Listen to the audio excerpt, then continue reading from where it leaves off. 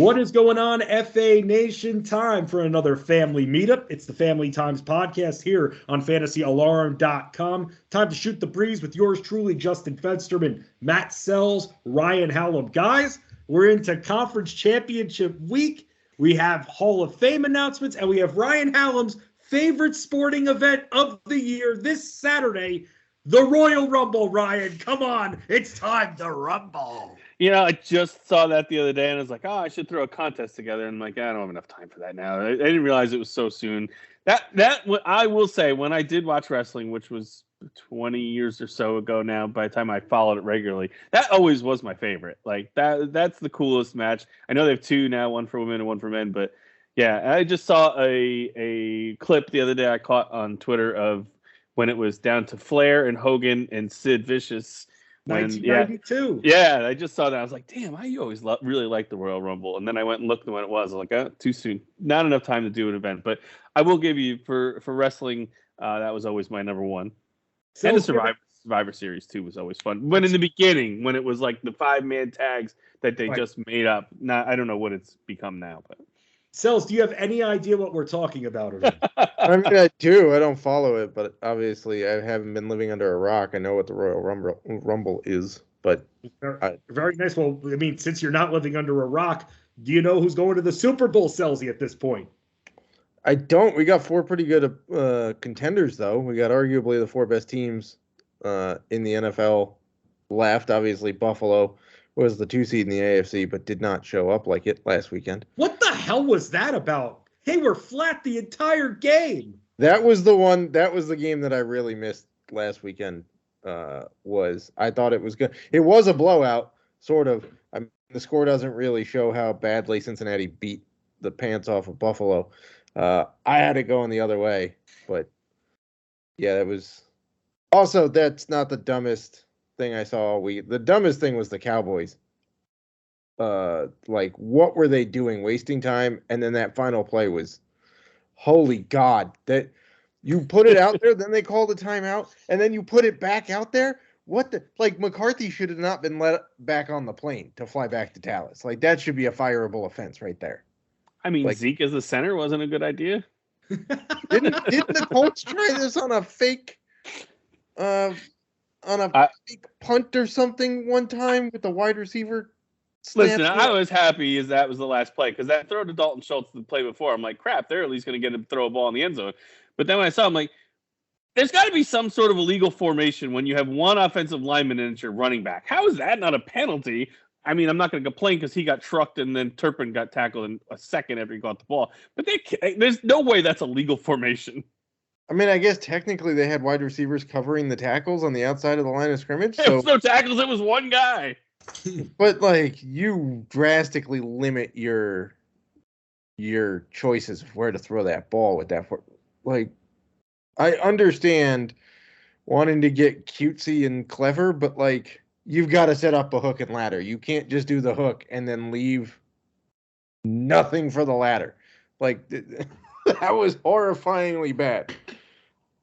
What about you with your Dalton Schultz? What about you got to learn how to keep your feet in bounds when you have the ball instead of being overly anticipating it and not getting both feet in bounds? That's carelessness right there. No disrespect to Dalton Schultz, but you have to know with these stupid what's a catch and what isn't a catch rules out there, i.e. Jamar Chase, who should have had 2 touchdowns, which pisses off me along with other people that decided to utilize him in one-and-dones, which I thought was a smart decision still, thinking that the Bills, because I had predicted the Bills were going to win the Super Bowl, so I didn't want to not use Chase. But, dude, in these one-and-dones, especially that have weekly payouts, it frustrated me that he didn't get that touchdown counted on the board. I mean, what do you have to do? You have one little bit of movement there when the ball's not even hitting the ground. It's clearly a catch. His feet are in bounds. You're going to call that out? I know it's the rule and that's how it's stated, but it sucks.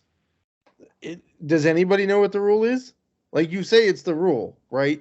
But, like, we go you can't bother you. There's no movement. You have to be a statue with the ball, somehow, some way breaking the laws of the fundamental laws of physics. Yeah, but, like, if we go back to, like, the Cowboys-Packers game, like, several years ago, that was still a catch, too, from Dez. Like, This has been going for like a decade now. They got to sort this thing out. It looked like they had it figured out for a little while, and then it's gotten all screwy, even worse again this year. I mean, it looked like the defender, I believe it was Matt Milano, jarred it a little loose, and then his feet were kind of out of bounds. But he never lost control of the ball. I don't know. I agree with you. I'm just trying to go off what I saw in the replay of what I guess they called was he jarred it a little loose, and then when he re-established, he was out of bounds. I don't know. Yeah. Also, can we go to college pass interference rules, please, in the NFL? Like 15 yards? Yeah. I agree. I feel like it used to be opposite, and then they switched, and I don't know why. But it should just be a 15-yard penalty. You should not have the chance to have a 90-yard penalty on a play. Like, that's a complete bailout of, oh, nothing's working, I'm just going to heave it and hope my guy can draw a flag that's worth 55 yards. Like, there's no skill in that. I'm sorry, especially given how refs call offensive and defensive pass interference now. Like, it's just a shot in the dark. So it should just be a 15-yarder like it is in college. And the targeting rule in college I like too, because they can review it and call it one of three ways. Either they can get rid of it, they can keep it as targeting and just make a 15-yard penalty, or they can also eject the guy and give him a 15-yard penalty. That should be what they do in the NFL too. We have enough cameras. They review everything else. May as well review that too. I keep seeing guys, and it seems like it changes by the day on who is favored by 1 point in this Chiefs-Bengals game. Because 2 days ago, it was the Chiefs. Yesterday, it was the Bengals. And now I'm looking on DraftKings Sportsbook as we record today, Thursday afternoon. Chiefs are now favored by 1 point again. What is this? This keeps just happening at this point. Why? Are we that much hanging on everything Patrick Mahomes says? Okay, he's playing with a high ankle sprain, which, by the way, and I talked with Adam Ronis on this too on other shows, is that high ankle sprain, which is a 4 to 6 week injury, somehow, some way, quarterbacks can still play on it. Maybe I'm just going out on a limb here. Maybe it's not a high ankle sprain. Just saying. I mean, it certainly looked like it. I think the point spread came from the fact that he walked down that one step off the press conference yesterday. That's what I honestly think is what so people are like, oh, he walked over, right? He's going to be okay. Like walking down one step, which he did limp a little bit, is the same as quarterbacking in a championship game. And I'll tell you what, if the Bengals pass rush comes to play like they did last Sunday, he's in a world of hurt. I mean, he had that one first down he could have ran for that he ended up that incomplete where almost fumbled it. I mean, if his mobility, sure, it's going to be somewhat, but it's certainly not going to be normal. And I don't see him scampering 25 yards down the field. So, I mean, right now I'd be buying in on the Bengals, but he's definitely hurt. He's definitely putting his best foot forward.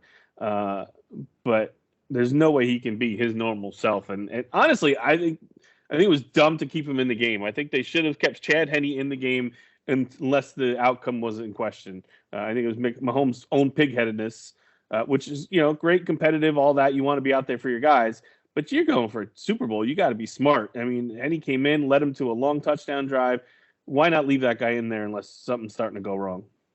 I agree. I think we said, I've said that a couple of times this week elsewhere. I think they're just going to hop him up on like Toradol and he'll be good. I think that's what's going to happen. To be honest, I wasn't shocked to see that the Bengals were favored at one point. I think they should be, to be honest. They've beaten the Chiefs with a healthy Mahomes 3 times in a row, including in the postseason last year in Arrowhead. So, look, this is clearly a close game. But, man, I guess the only break that Kansas City's getting is that there's still offensive linemen that are hurt for the Bengals and aren't practicing. And if Chris Jones and Frank Clark can show up like they're capable of for Kansas City, that'll put some pressure on Joe Burrow. But I don't know. It doesn't seem to matter where these Bengals play, to be honest.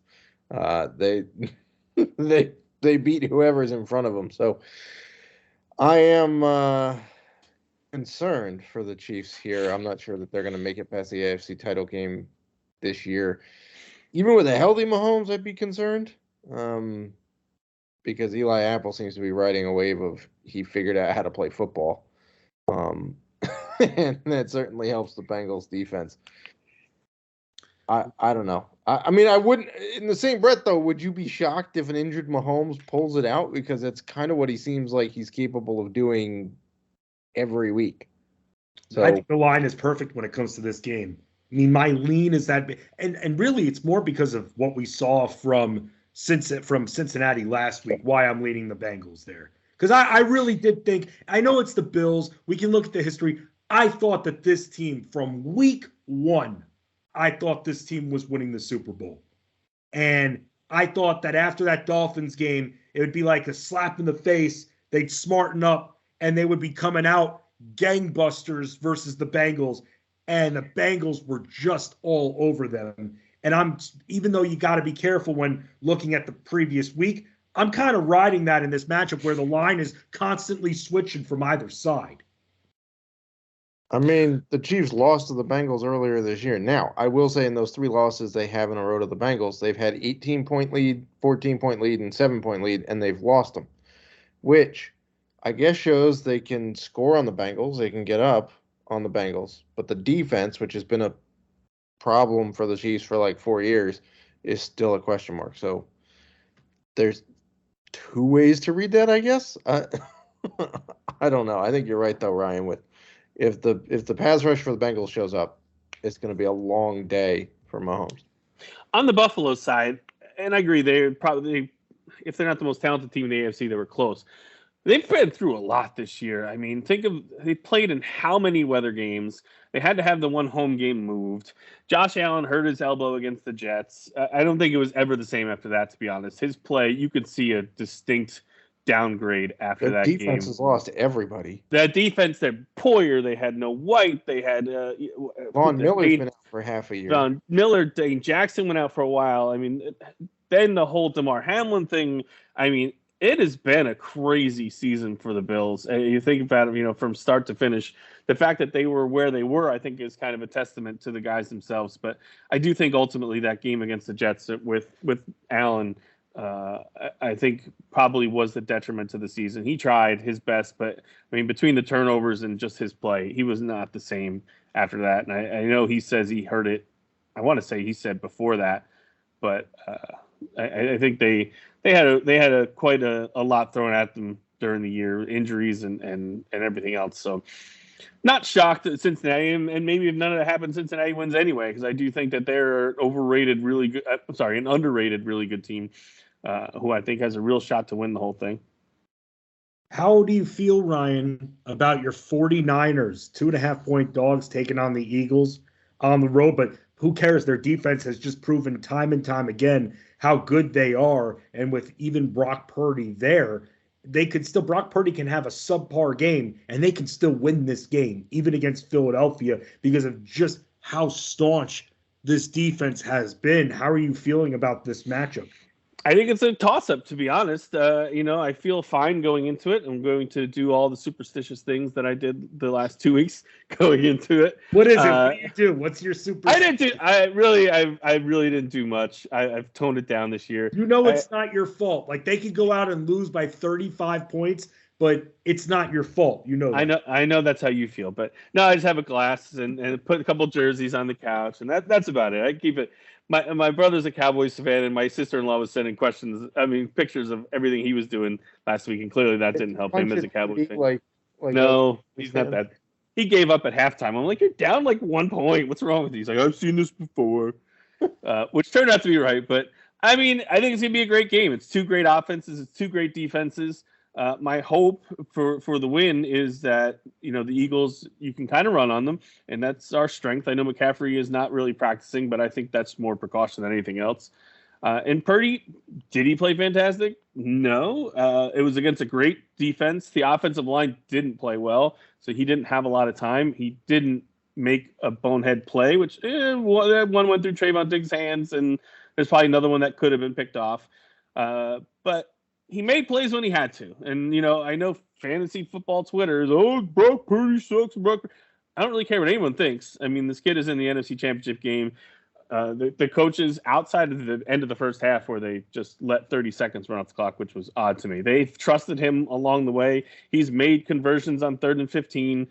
He's just made plays when he had to. And that's all I can hope that he keeps doing. And McCaffrey drives the bus against a tough Eagles secondary. But like I said, I think they gave up like 110 on the ground per game. So you can run on them some and hope Jalen Hurts isn't quite 100%, which he certainly did look on Saturday. But our defense is just a smidge better than the Giants' defense. a little bit. The last time these two quarterbacks played each other, it was 42-41 back in November of 2019 when Jalen Hurts was starting for Oklahoma and Brock Purdy was starting for Iowa State. They combined for 678 yards of offense and 11 total touchdowns in that game, by the way.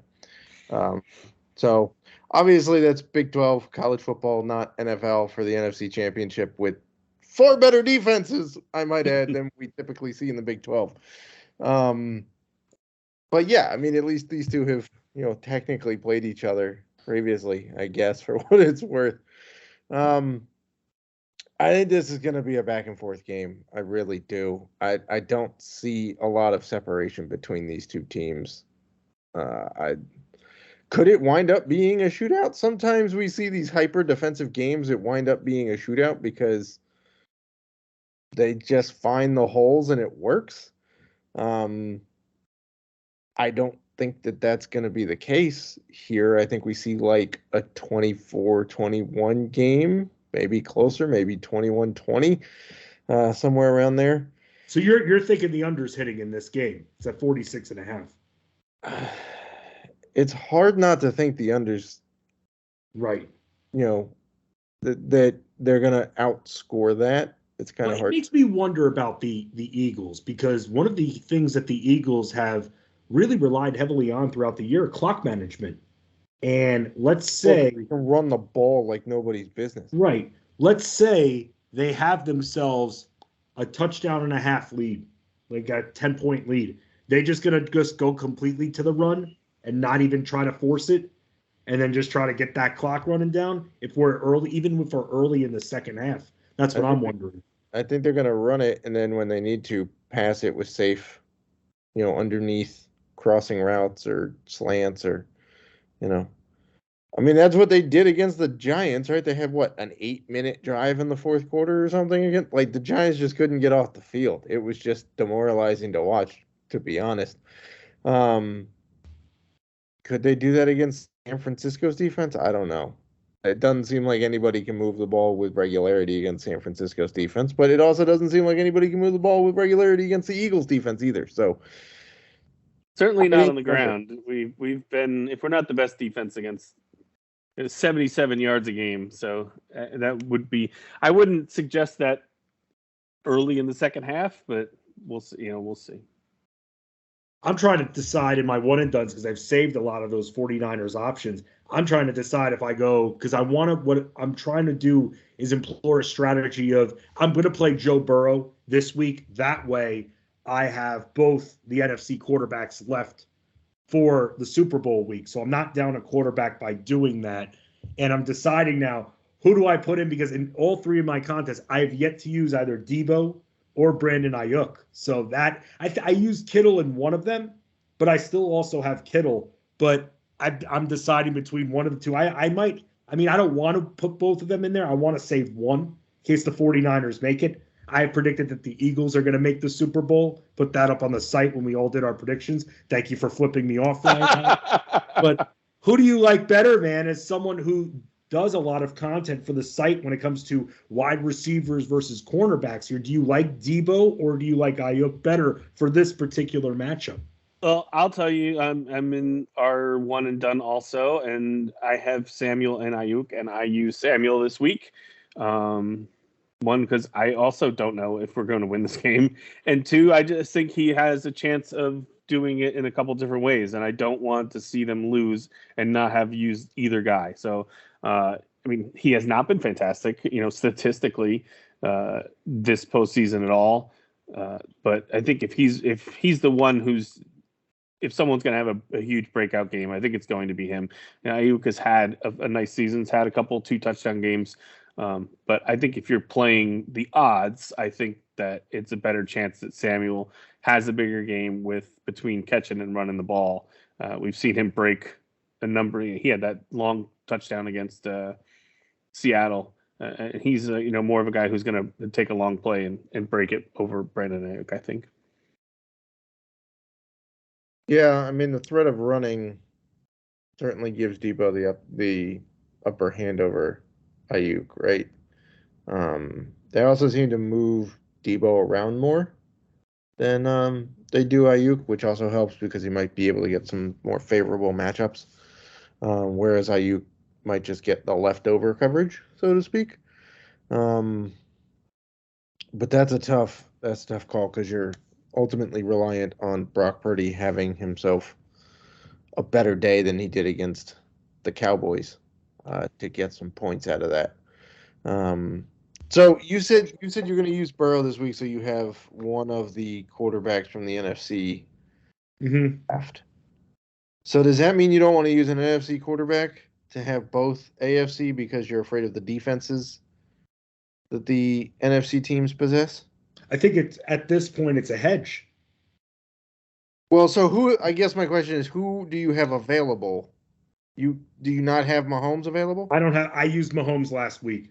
Oh, okay. So that's more the thing is that you. And that's the other thing too, by the way. A lot of people think, and I told people that, a lot of people not seem wow, but seemed a little surprised by that. When you're in one and dones, if you have the good matchup, you use the good matchup. Oh, yeah. And I know you know that. I'm talking to everybody else out there.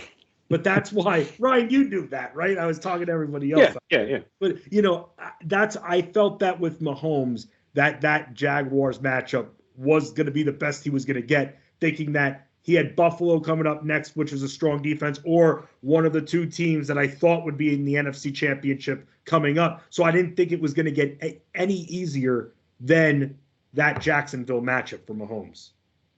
Makes sense. So you're saying that because you used Mahomes last week, if you don't use Burrow this week, and let's say Kansas City wins, and you use one of the NFC guys, and that NFC team loses, then you're kind of out of luck.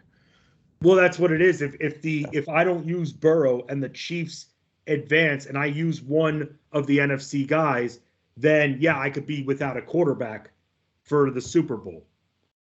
Yeah, not great. No, that's why. And I don't mind using Burrow in this spot here. I'd rather use him against the Chiefs than one of these two powerhouse defenses that they have on the other side as well. So that goes into part of the strategy. Last week, though, I mean, I hadn't used Higgins or what's his name, Tyler Boyd.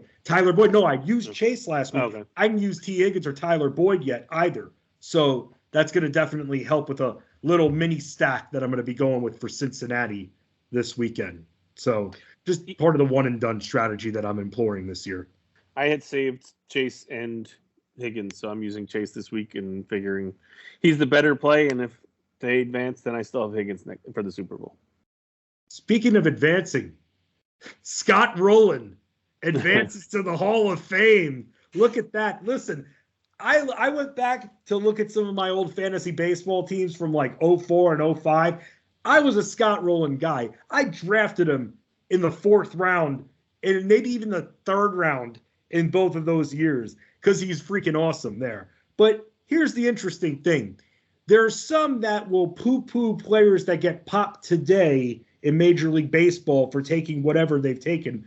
But then on the other side, they'll be like, well, how do you not let Barry Bonds and those guys into the Hall of Fame, the steroid guys into the Hall of Fame? And that's what I don't understand. So I almost feel like as a baseball fan, you have to take a stance whether these guys are all getting in or they shouldn't. And it sucks with someone like Barry Bonds because I guess before he was taking, or at least noticeably bigger, he had won multiple MVPs and had crushed it even on the Pirates before he went to San Francisco. I don't know how you guys felt when it came to seeing Scott Rowland get in. Number one, I'll give you this.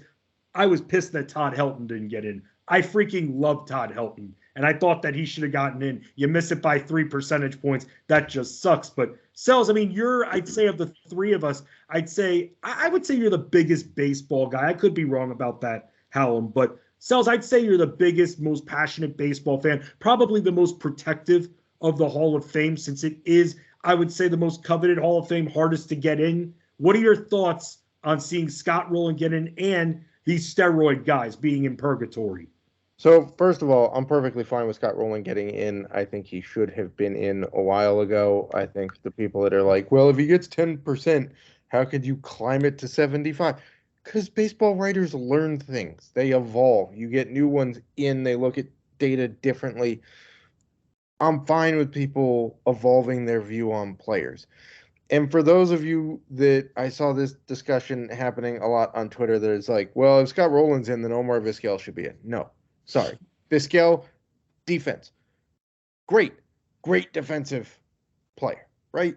Okay. Here's a fact for you that automatically disqualifies Omar Vizquel from getting into the Hall of Fame.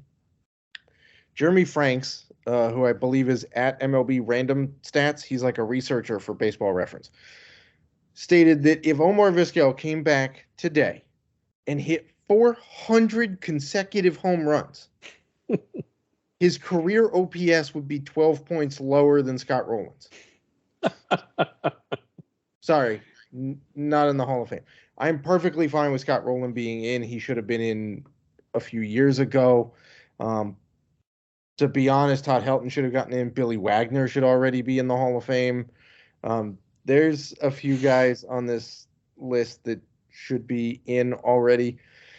As for the steroid guys, I take a different view than most people who are like, well, it's a museum. You can't tell the story of baseball without a museum. There are two parts to the Hall of Fame. There is the museum part, in which Barry Bonds has memorabilia in that part. He has baseballs. He has bats. He's got jerseys. He's got records. They're in the Hall of Fame. So is Roger Clemens. So is Sammy Sosa. So is McGwire. The story of 98 is like a whole display. Okay? Then there's the Hall of Plaques. That's different. You can't, yes, they're connected, but you cannot think of them as the same thing. And by the way, I also think that Barry Bonds is a bad example of the PED guys not getting in, because before you can draw a line of demarcation in Barry Bonds' career from before he took PEDs to when everybody basically knows he started taking, right? There's a very finite range as to he started in basically 2000. You can take everything before that and say those are legit, and after that, no. And before that, he's a Hall of Famer. He's the only guy ever with 400 homers and 400 steals before he ever took PEDs. Okay? Hall of Famer. Does it work that way for Roger Clemens? I don't know, because you're talking about half his career. You're taking away half his Cy Youngs, half his strikeouts, half his wins. Is he a Hall of Famer then? Probably not. Look, 3 Cy Youngs is pretty awesome. 7 is impressive. But if you take away 4 of them because they're illegitimate, that's a bigger problem. McGwire's entire career was based on PEDs. Sosa's entire career was based on PEDs. Most of Alex Rodriguez's career is based on PEDs. So if the line of demarcation is what we know and what we don't, based on well-researched and discussed timeframes, Barry Bonds should be in. That's fine. The other ones, I have a bigger problem with. I might be the only person on the planet with that view. But that's what I've come to settle on with that. But yeah, going back to Scott Rowland, I think he should have been in a while ago. It was a crock of poo that he only got like 10% to begin with, because you're just not watching. You like literally should not be voting on the Hall of Fame if you didn't think Scott Rowland was a Hall of Famer when he was first on the ballot. And for those of you that think that Adrian Beltre, who is eligible for the first time next year, is not a first-time Hall of Famer, turn in your voting cards, because that's insane. Flat out insane. The guy's got 3,100 hits, like almost 500 homers. Just put him in the Hall. He's a first-time Hall of Famer. First ballot Hall of Famer. Not even a question. The weird part for me was Roland as the only guy in. Like, he doesn't strike me as like. Well, technically, he's not the only guy going in. Well, the only guy voted in. Fred McGriff finally got in thanks to the committee, the smaller committee that votes. The newer committee to try to get people in, the writers wouldn't put in. Fred McGriff should have been in a while ago too. I love Scott Rowland. Obviously, I'm a Cardinals fan. He was probably the best third baseman since Mike Schmidt. I think he's borderline. I don't know. I don't know that I think in Scott Rowland's career, I was like, that guy's a no-brainer Hall of Famer. As I was watching him play, I have no problem getting him in. I don't know if it's going to start to become the Hall of Very Good. But well, so here's my question, because I also saw this stat too. There are more players in the Hall of Fame who debuted in 1880 and 1890 than those who debuted in 1980 and 1990. So are we viewing them compared to yesteryear when there was far fewer teams, fewer schedules, no black players, no Latin players, no whatnot, as compared to what they have to face now? Because I guarantee you, if you put Babe Ruth up against Garrett Cole, there's no way that man hits 700 home runs. I'm sorry, Babe Ruth, great baseball player. He was hitting against guys who routinely threw 85 miles an hour, not 98 and moving and coming from, like, you put him up against Randy Johnson, there's no way he gets a hit. But you think that because he faced like Lefty Williams, he was able to hit a zillion home runs. And don't forget the spider tag.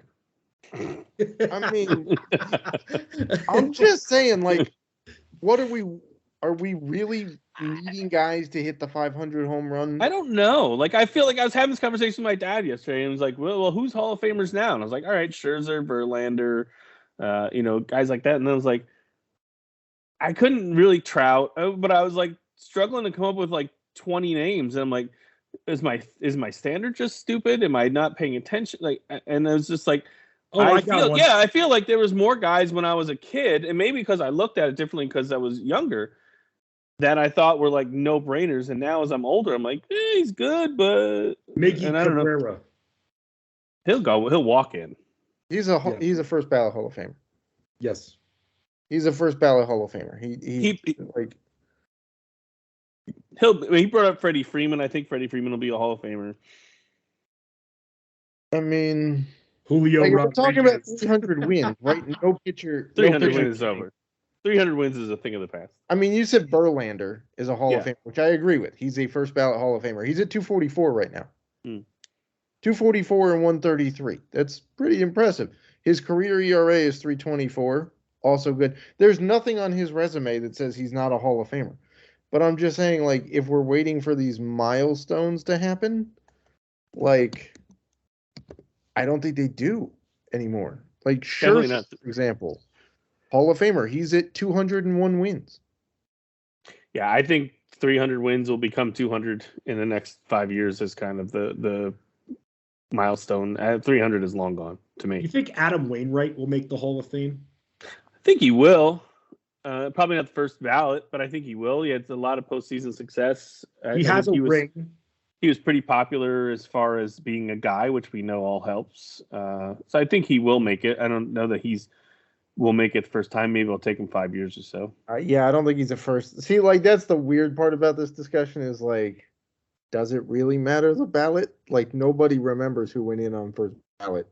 I mean, people are going to remember that Mariano Rivera is the only unanimous Hall of Famer, which I find hilarious that a relief pitcher is the first one. But Griffey should be as well, but some guy decided to be an asshole. It's always somebody. It is, yeah. I mean, if Babe Ruth isn't, and Cy Young isn't, and Walter Johnson isn't, and Ty Cobb isn't, theoretically, there's an argument. I can't be convinced that Ken Griffey Jr. was on anything during his career. Same body type, nothing changed. He's got hurt towards the latter stages of his career. Once he hit Cincy, I am not convinced at all that Ken Griffey Jr. was on anything. I don't think it's PEDs. I think what it is game theory. right? You know that Ken Griffey's getting in. You know he's a mortal lock to get in. So why vote for him? You only have 10 spots. If your vote doesn't push him over the barrier, then anything extra is a wasted vote, right? Because once you clear 75, it doesn't matter the percent. They don't put your percentage on the plaque unless you're Mariano. So at that point, you allot your vote to go to somebody else who may fall off, because if you don't get over 5%, you fall off the ballot, right? So I understand that. The way to avoid that is to get rid of the 10 vote thing. Just get rid of it. Just let them vote for whoever the heck they want to vote for. And if it's nobody, it's nobody. If it's 15 players, okay. But this whole percentage thing is weird to me. Like, is Wainwright a Hall of Famer? Maybe. Yeah. Maybe. But then can you make the argument that he's a compiler? Which, by the way, I hate that argument. The people who go, oh, he compiled. Well, you have to play a while to get on to the Hall of Fame ballot and be considered a Hall of Famer. And if you play a while, you're going to, by definition, compile stats. Like, is Nolan Ryan a compiler because he played for 480 years? No, he was that good. Like, I don't get the compiling argument. For, like, Biggio is the face of this. Oh, he's a compiler. No, he was just that good and played for like 18 seasons. Yeah. My argument against Wainwright compiling was he was really damn good the past couple of years. So his last couple of years, it wasn't just holding on. He was actually the best pitcher, sadly, the best pitcher we had. He also had a nice little run as a closer. Carlos Beltran, and Mets fans will remember that. So he had a little bit of a I don't know what closing, you're talking about. starting kind of thing. So yeah, I mean, but my theory is also bad. If you bring up a name and you have to think about it like Matt just did, then no, he's not a Hall of Famer. But I mean, Wainwright, his career numbers right now are 195 and 117 with a 3.38 career ERA in the regular season. Is that good enough? Maybe, but I can make an argument that Andy Pettitte should be in if you're putting Wainwright in, and nobody seems to think that Andy Pettitte is a Hall of Famer. Wasn't he on something, Andy Pettitte? Yeah, but he admitted it, so it's okay. He admitted it. And said it was, he said he was sorry, so it doesn't matter. But I also don't think that it actually, like, if you look at his numbers, there's no, like, clear, like, oh, one season he threw a 1.8, and then he went back to a 4.0 ER. Like, there's, like, none of that. So, I mean... The Hall of Very good. Pettitte has 256 career wins, and Wainwright has 195. Do wins matter? Maybe, maybe not. I know they're a flawed stat, but so is every stat in baseball. So, like, you know, it's kind of a weird. We're in gray areas. 1,000%, especially because it's, you know, the significance when you're first ballot versus third or fourth, anything like that. I mean, people really put that on a pedestal when you're first ballot Hall of Famer as well. But I like seeing some of these guys get in. I've been when it comes to the steroid guys, I think Sells, you said it right there, the difference between the museum and the plaque area. So they're still being featured, even though they're not in that main enshrinement area. So that's something that we'll be continuing to talk about every time there's a new class, even if it's one person being announced. But guys, the family table, time to bring something every week we do. And for me, I mentioned it on the top there. Since Ryan always mentions different fun contests that you could be in, I'll mention this one and I'll be very brief about it. For the WWE Royal Rumble, it actually does appeal to the non-wrestling fan because you can have a pool and it's really the luck of the draw. For instance, I run a pool for each Rumble. It's $10 a number. And with other payouts, not just who wins the Rumble, but with other payouts like most eliminations, longest in the Rumble, and you pick names out of a hat, and the number you draw, the wrestler that comes out, that's your wrestler. In my pool, you can pay $10, and it's, again, all luck. There's no skill, and you can win up to $260 in one entry, and that's why my Royal Rumble pools have always been very appealing to the non-wrestling fan, because you don't have to know a thing about wrestling. It's just you sit with someone else who knows. It's like, hey, is this person good? And you could be like, oh, maybe they could get a longevity prop, most eliminations prop. Maybe they're the oldest wrestler and they're as old as Ryan Hallam. I mean, at the same time, you can definitely have all those payouts involved, and it's not a lick of skill whatsoever. So I love the Royal Rumble pools that I throw. If there's anything that you're going to watch with wrestling, even if you think wrestling sucks, the Royal Rumble appeals to the non-wrestling fans. So start up a pool, have all 30 numbers in a hat, have a few of your friends there. If it's divisible in the terms of 30, if you have 5 or 6, then you each get 5 or 6 wrestlers if you want to do it that way. You get a bunch of friends, you pick out of the hat. Some of you may buy 3 boxes, some of you may buy 1. Whatever your number is, that's your number. And it's fun if it's done the right way. It's a great, great night. That's it, guys. That's all I'll say about wrestling. Well, I'll go next because there's another contest because Survivor's only 5 weeks away. So I assume we'll get the regular people back, but if you want to play Fantasy Survivor, follow me on Twitter at Fighting Chance and drop a note there. Also, a number of weeks ago, one of my family table was I was partaking in Dry January. It is now, as we are recording, the 26th of January, still going strong. Yeah. Have not caved. Last Sunday was tough against the NFL playoff game.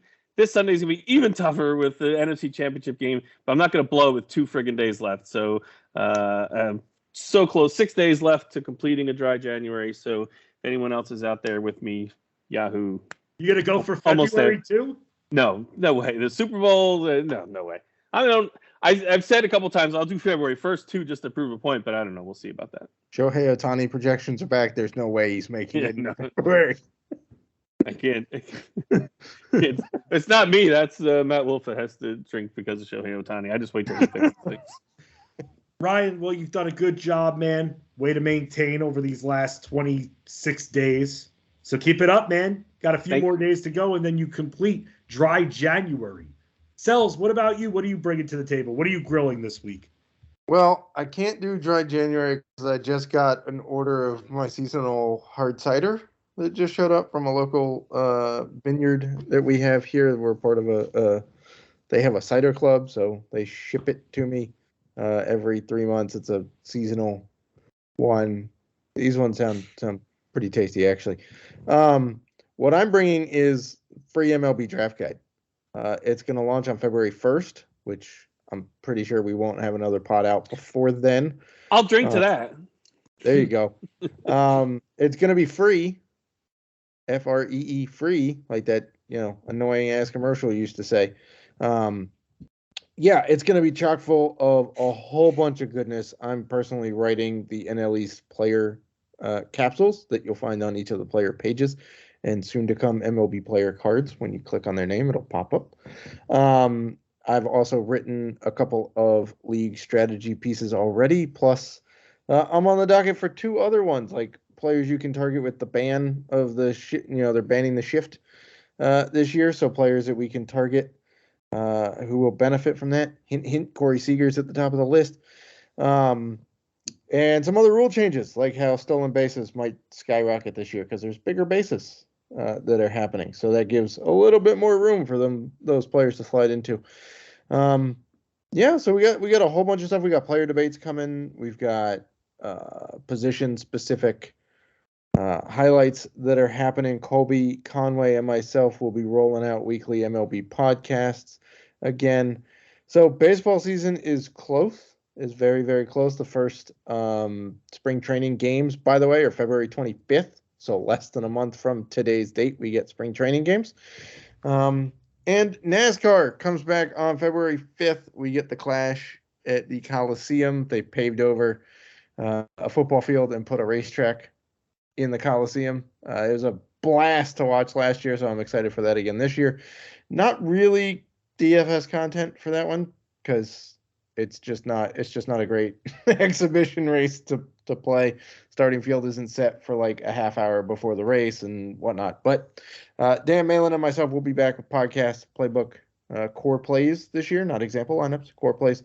And Daytona 500 rolls off the line in February 19th, the Sunday after the Super Bowl.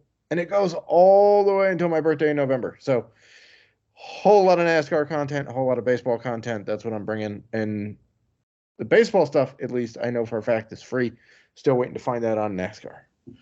Well, I'll tell you this. This could be free, even if your content's not free for NASCAR.